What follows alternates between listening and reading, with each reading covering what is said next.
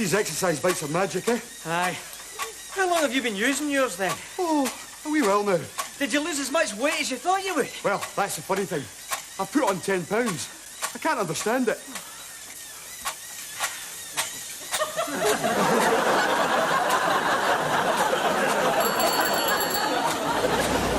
No, I'd say there must have been about 50 of them waiting for me outside the pub, you know.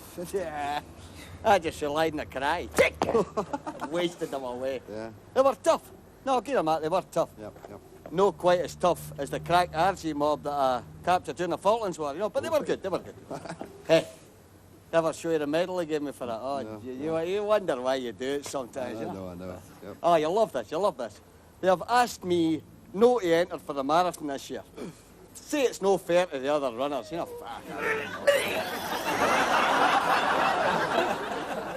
Are you all right? I will be. It's just the effects of passive bullshitting. I'll fix you.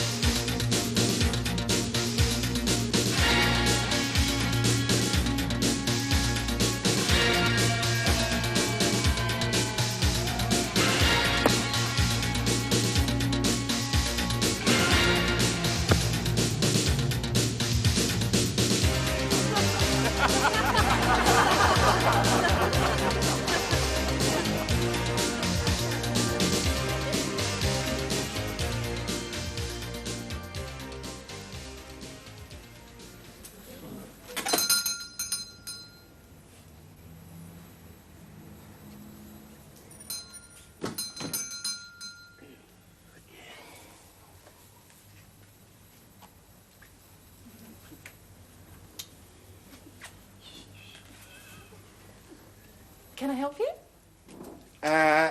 Yes, actually. What it is I'm after is some, and because you can put it on and then it stops it happening. You know what I mean? Because it could be. Calm I don't down. want to get it. There's no need to be so embarrassed. Really? No, why be embarrassed about what's perfectly natural? I suppose you're right. So, what kind of condom would you like?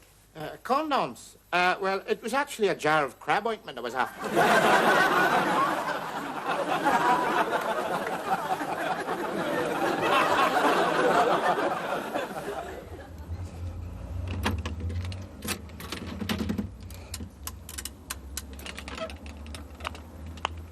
At the third stroke, it will be 10 minutes to opening time precisely.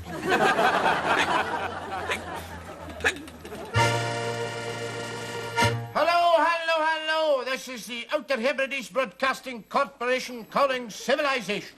More nonsense in a minute, but first it's time for...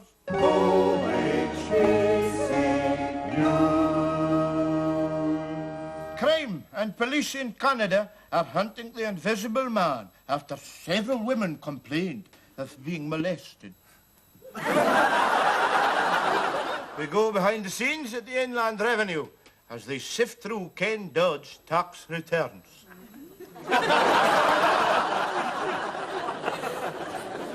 Show business, and we're out to a West End premiere where the Duke and Duchess of York are being met at the door by television presenter Muriel Gray.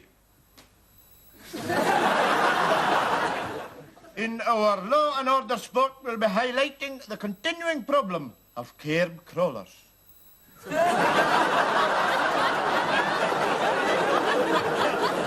Politics again. And we ask, has retirement changed Willie Whitelaw?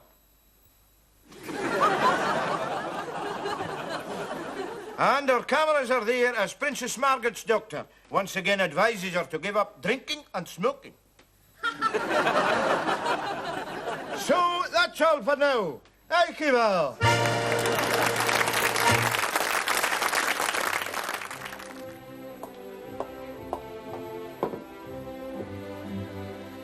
I wonder, if I eat enough of my baked beans, do you think I could become Prime Minister?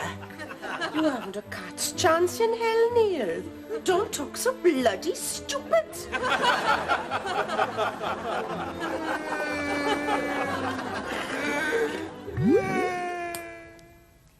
See me?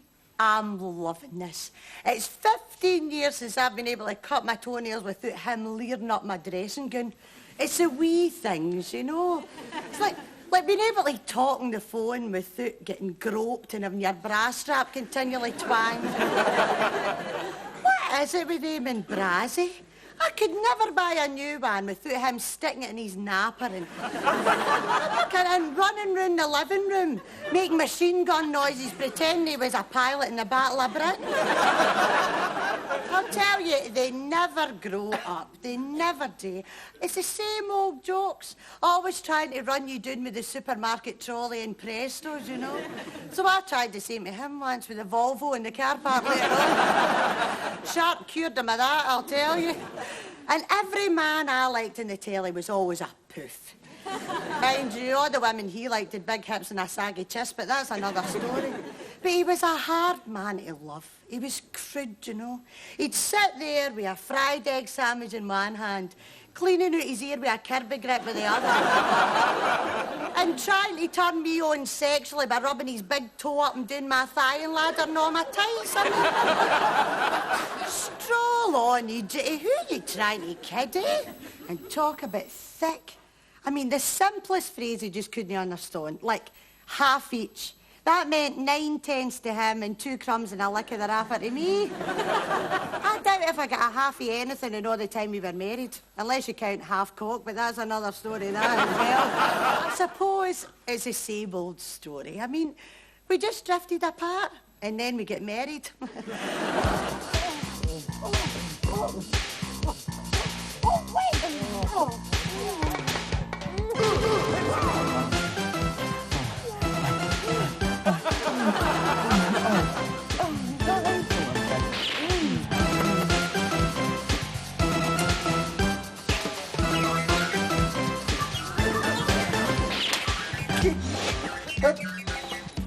What the hell's happened?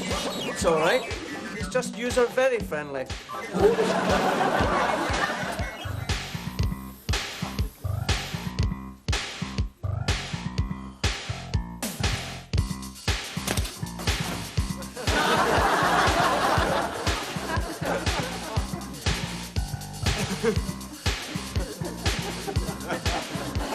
Well, yes, I suppose Gerald being in the motorway police does have its little perks.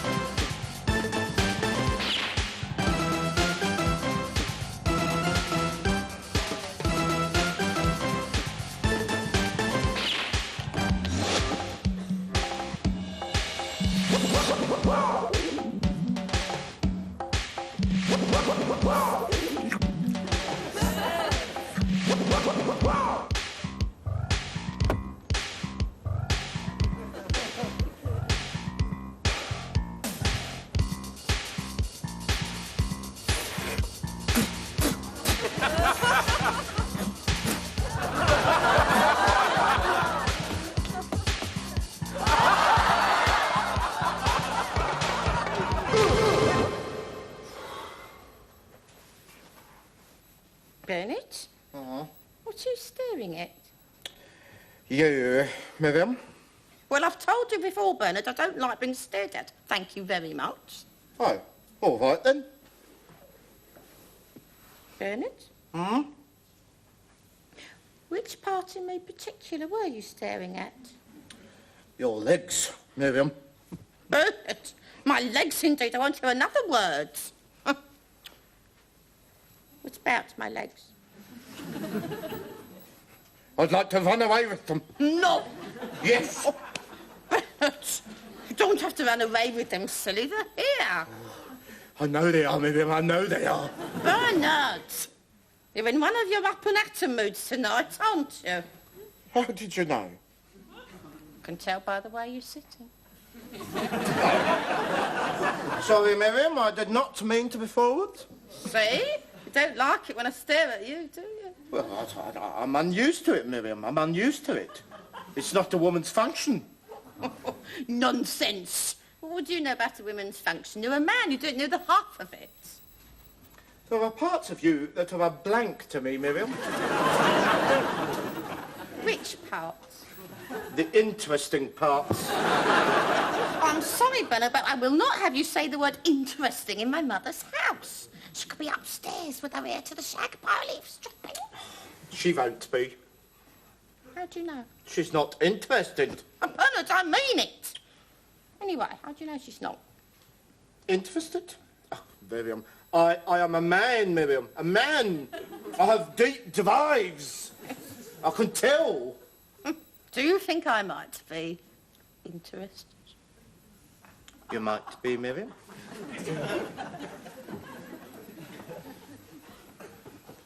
If circumstances were ripe, will they be ripe, Miriam? You'll just have to wait and see. I'm giving nothing away. Now, the television set, please. There's a nice film one I want to see. What's it called? Carry on, Kent. Oh, leave it out. Why? I can't abide all that smutty innuendo.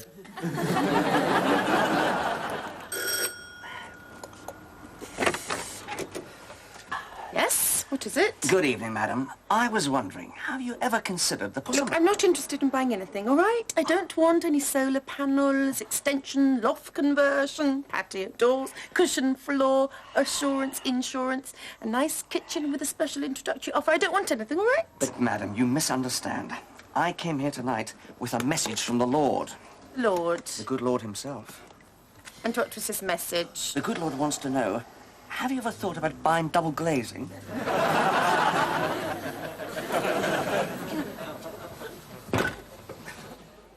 See, the government's going to turn the whole of Scotland into a theme park. Is that right?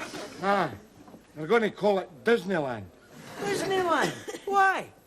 Because at Disney vote Tory. At Disney what? And at Disney matter.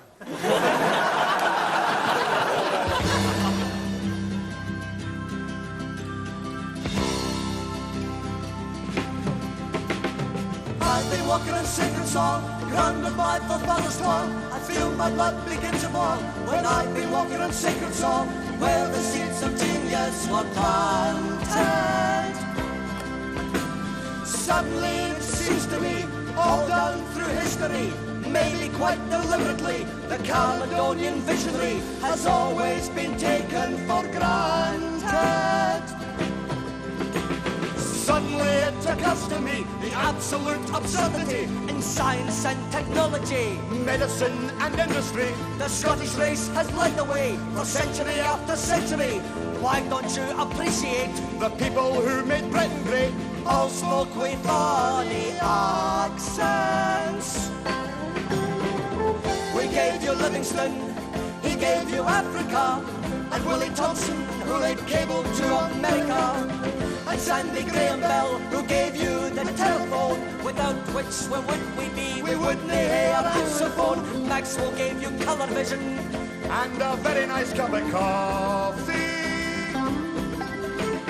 Macintosh gave you raincoats And also chewy waterproof toffee.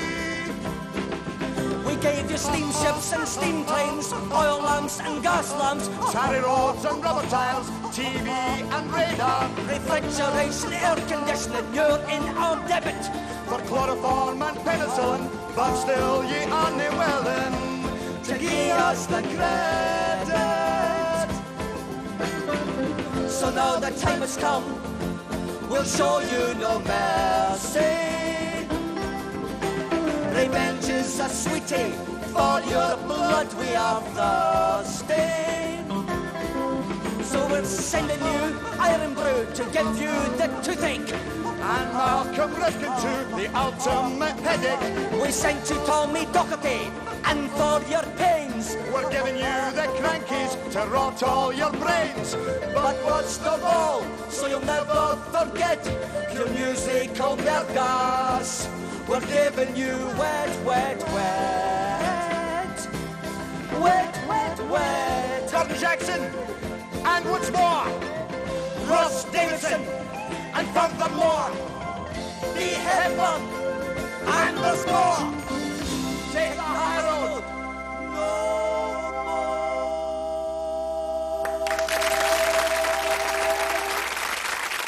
Obviously, it's part of my job to cheer patients up and try and give them a good laugh. So every now and then, I like to go round the wards and just show them a pay slip. Yeah.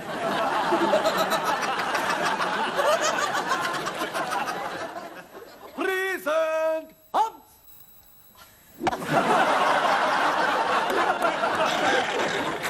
Hello? I'm just looking for my hamster. You've escaped. Ah! There he is. Right, Gwilym. He's a handsome hamster. I'll show you what he looks like.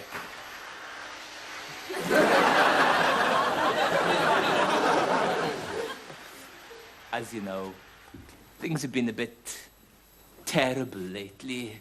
I've been depressed. I told Uncle Denzil I'd seen that psychiatrist last week, and he said, Chanel, if you're going to see psychiatrists, there must be something the matter with you. There's only one thing to do if you feel down. Have a drink. If you want to be in good spirits, you better put some good spirits in you. Good old Uncle Denzil, I knew he'd come up with something. He usually does when you've had a few drinks. Sure it's tea or something, yeah. So, here we go. Never had an alcoholic drink before. Hope I get it right.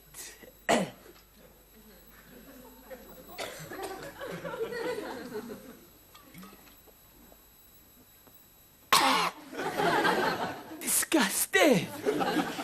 No wonder drunks are always shouting. They're complaining about the taste.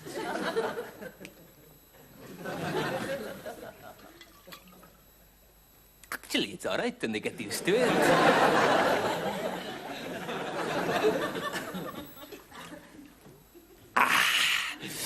I feel a song coming on. Oh, grand old Duke of York, he had 10,000 pints of lager.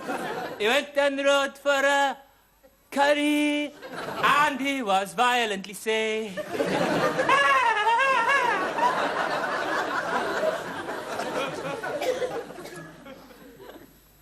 What are you looking at, hospital face? You want to watch it? I'll tell you something, what happened. Gary Price, listen now. Gary Price, he came up to me the other day, he said, Chanel, I think you need a haircut. I'll do it. I won't use a pair of scissors. I'll use a pair of shoes and kick the hair out of your head. So, just watch it, that's all.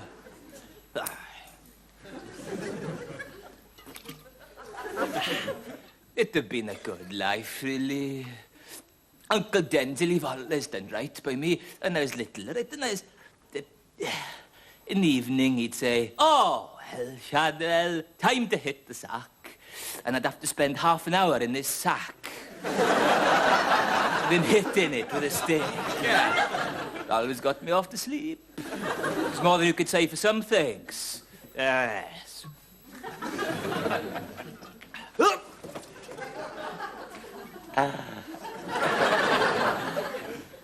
I had a pen friend once, but the ink ran out.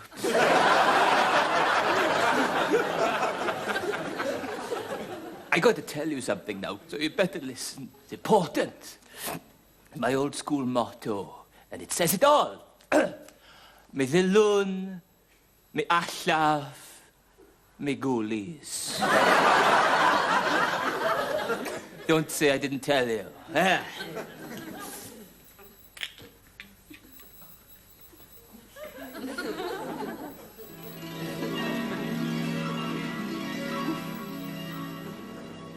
Right.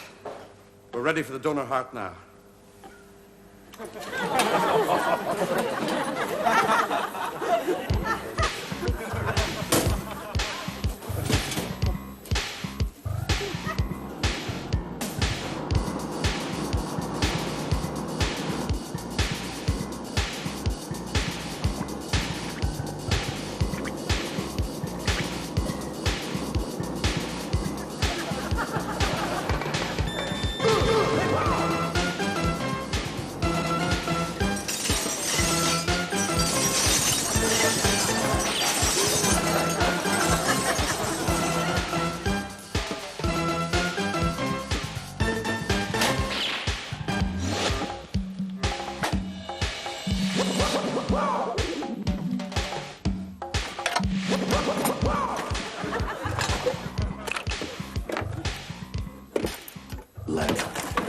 people who want an F registration but can't afford a new car. My John's a real mucky pup, but since using new scrub, his things have never been so white. Mud, blood, smoke stains, all gone. As you can see. You can even smell the freshness. Next Thursday, vote for me. Vote for Les Peters. Because if I'm elected, you have my promise, my word of honour, that I won't come down your street again. I won't waken you up with this megaphone. I won't knock on the door. I won't kiss your baby. I promise, Les Peters promises he will never make promises again. Hi, Toby Preston. I'm one of the new breed of young business animals. Yes, animals. Because let me tell you, out there it's a jungle. That's why I don't go anywhere without this, my pocket guide. Not forgetting my big game rifles. Communication's the name of this game. That's why I always remember to slip my portable phone and backup pager into my pocket, just in case. And of course, if the deal is imminent, you don't make a move without the Pineapple K200 pocket computer. Believe me, a must. Of course, to act your best, you've got to look your best. And I've got that safely in my pocket. But all work and no play could make Toby a dull boy. So when it's time to unwind, my handy personal hi-fi provides the answer. Isn't it amazing to think that a few years ago, these personal pocket devices just weren't available? Now, thanks to them, I'm fully equipped to look great, feel great, and move at a moment's notice. Catch you later. Ciao.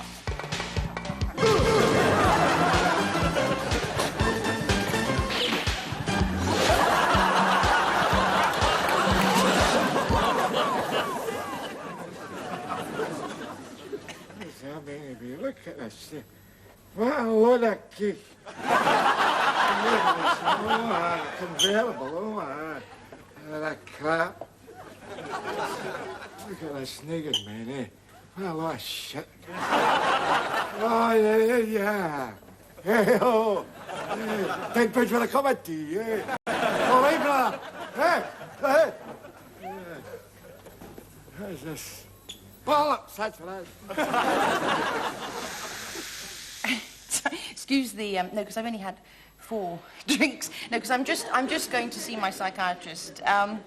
He was recommended to me by my friend, you see. She went to him after her and her husband had been to see the marriage guidance counsellor at the town hall, you see. So apparently during the cutbacks, they'd taken the battery out of his hearing aid, and it's almost impossible to mime conjugal rights. Anyway, I think their marriage got off to a rather rocky start on their honeymoon. They'd bought a second-hand sex manual, and there were quite a few pages missing, so they went straight from foreplay into postnatal depression. I'm off a bit, you know, in every sense of the expression. So I'm going to see my shrink. He's very trendy. He's just moved in above the greengrocers. Well, he's just starting out in mental health, but he has got a lot of practical experience. I'm told he used to be a patient. Lucky me. No, he was telling me that, you know, when trade picks up, he's going to get things like a telephone and a receptionist and a couch. At the moment, you have to sit on his lap. Anyway, I went to see him, actually, because I've got a phobia that people don't like me. I know, it's crazy, isn't it? But he said he liked me, and sitting there on his lap, I really felt he did. He said I projected a lot, but I said I thought it was him projecting quite a lot at the time. Anyway, I expect it surprises you that I should feel, you know, rejected, but when it surprises some people, it's crazy, I know, but I grew up feeling rejected, and see, the only game we used to play was hide and seek. My parents used to take me into the New Forest and then run away and hide, and I count up to 20,000, and then my mother was very good at it. Sometimes it took me months to find her. And I remember once when I finally cornered her in the hold of an Icelandic trawler, she was so excited she accidentally threw a fish box at my head, which was quite amusing. Anyway, she started working on the marriage concept. Every morning I had to leave home with my satchel in one hand and a bouquet in the other. And she'd stand by the gate and cry and tell me I looked radiant. And she used to tie old boots on the back of the school bus and wish the driver and me every happiness. And when I came home at night, she didn't say, hello, you know, what have you been doing? She said, so soon, and start crying again. Anyway, this psychiatrist, he's very good. He told me I've definitely got a rejection complex. And he also said, do you wet the bed? Do I wet the bed? I said, no, I thought it was you.